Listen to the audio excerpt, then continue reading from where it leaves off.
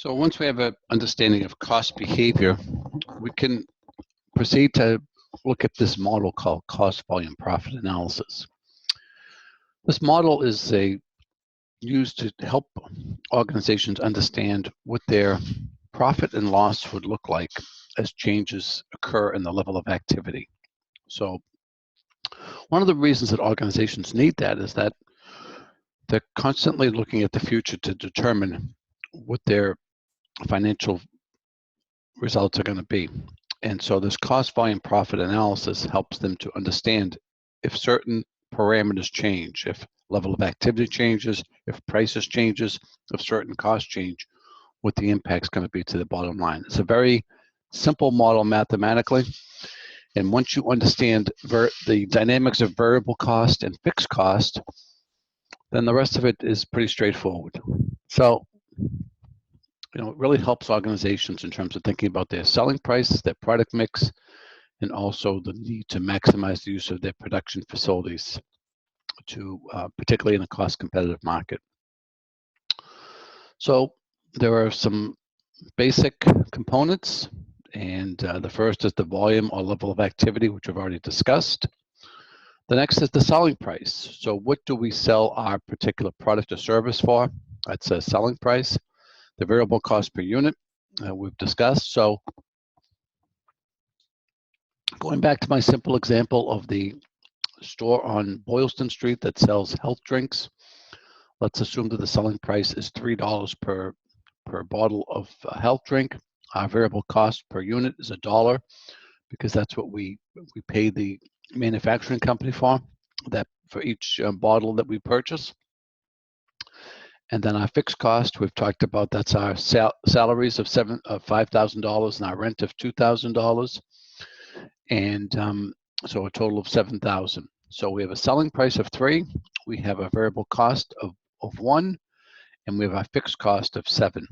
So when we're going to ignore the sales mix, that's if we have multiple products. We're going to keep this at one product for now, and we're going to discuss in the cost volume profit analysis what happens at different levels of activities. So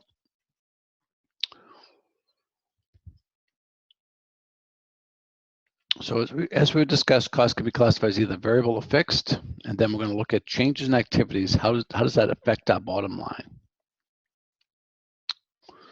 So one of the terms that we need to understand is this idea of contribution margin.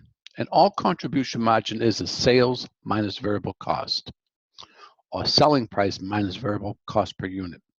It's called contribution margin because every time I sell a product or a service, what's left over after I pay my variable cost is what I contribute to pay my fixed costs. And ideally, I sell enough that I not only cover my fixed costs, but I also make a profit. And this is true for nonprofit organizations as well, because nonprofit organizations need to maintain a level of profit, which they call surplus, to ensure that they're able to continue to invest in our operations and remain viable. So here's an example using this video company. There's their selling price of $500. They're selling camcorders. You probably don't remember those, but those were before iPhones and smartphones came along. Here's their unit variable cost of $300. So here's their monthly fixed cost of $200. And they're projecting that they're going to sell 1,600 units. So we can, with this little bit of information, we can project what their plan would be for the month. So their sales would be at 1,600, 800,000, and that's simply 1,600 times the 500 is 800,000. Their variable cost would be the 1,600 times the 300, or 480,000. And the difference between those two is 320,000, and that's called contribution margin. See in the right here is the per unit. So here's my selling price, here's my variable cost per unit, and here's my contribution margin per unit. So contribution margin in total, contribution margin per unit. And here's my fixed cost of 200,000. And there's my net income if I were to sell 1,600 and all my other assumptions remain true. So Basically, contribution margin is the amount available to cover fixed cost and contribute to income.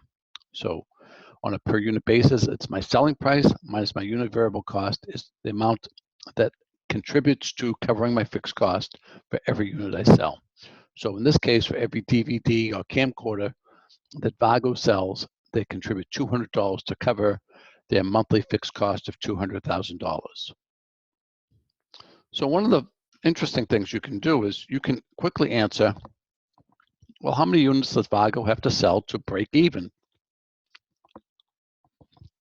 Companies want to know that because when they start into business or even an ongoing business, the future is always unknown. So we have to know, well, if you have this great idea, you want to sell a particular product or service, how many units before you actually cover your fixed cost? So there's a very simple formula for that. And that formula is if I take my fixed cost of $200,000 and I divide it by this $200, which happens to be my contribution margin per unit, that will tell me the number of units I need to sell to break even. So in this case, Vago needs to sell 1,000 units. Okay, so if I take my 200,000, divide it by 200, that's 1,000 units. And then here's the proof in the cost volume profit analysis. At 1,000 units, I'd sell $500,000. My variable cost would be $300,000, and my contribution margin would be $200,000. And my fixed cost remains constant at $200,000, so that's my break-even point. So for every unit I sell above 1,000, I make a profit. And by the way, for every unit I sell below 1,000, I lose money in total. Okay, so if they sold 1,001 units in a particular period, they'd make $200 in that particular month. Okay, so there's different ways to calculate the break-even point, and so one is, as I mentioned, in units, which is simply contribution margin, fixed cost divided by contribution margin per unit. We can also do it as a percentage basis and come up with the break-even in sales that I would need to achieve to break even.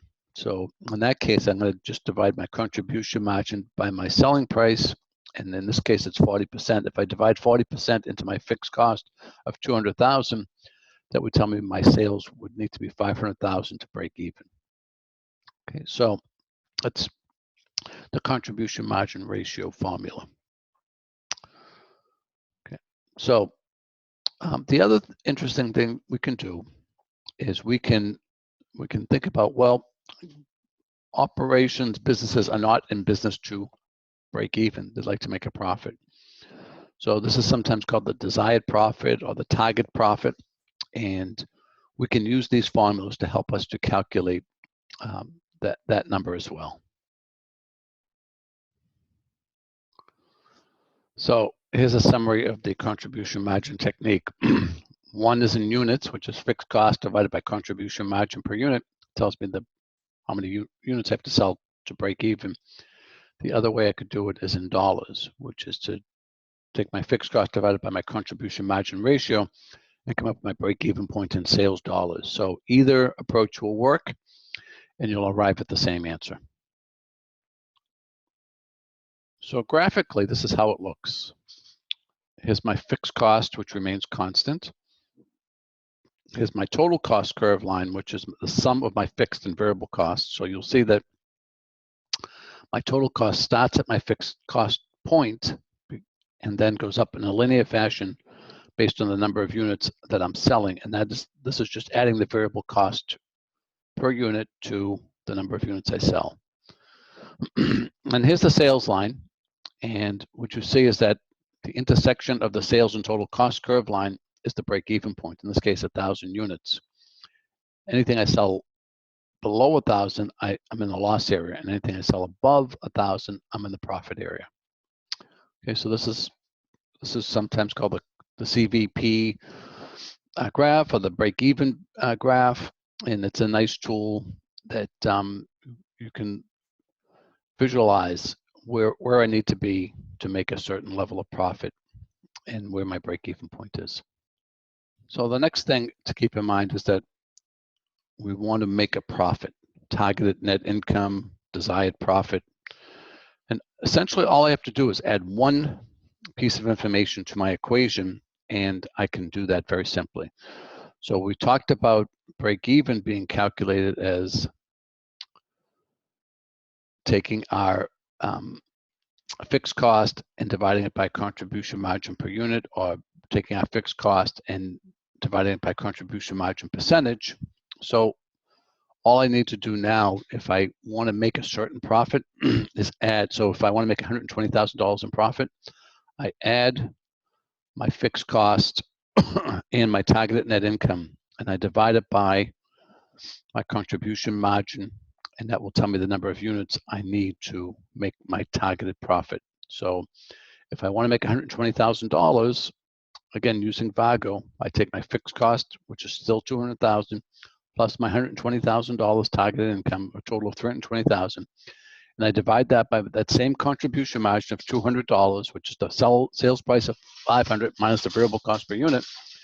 And voila, I know how many units I have to sell to achieve that target profit. So you see, it's a really nice and simple model, but yet if I can classify my cost between fixed and variable with relative accuracy, then I can really have a good understanding of what my sensitivity is to level of changes in activity. And again, the same could be done with the contribution margin ratio. Here I'm going to add my fixed cost plus my net income, and I'm going to come up with my divided by my contribution margin ratio, and that's going to tell me my sales dollars to achieve that certain level of profit. Okay, so very nice tool, very easy to use once you play around with it a little bit, and I think that it can be very helpful to organizations. So the margin of safety is essentially just the difference between what I expect to do in terms of sales and what my break-even point is. Okay, so you'll see that discussed as well.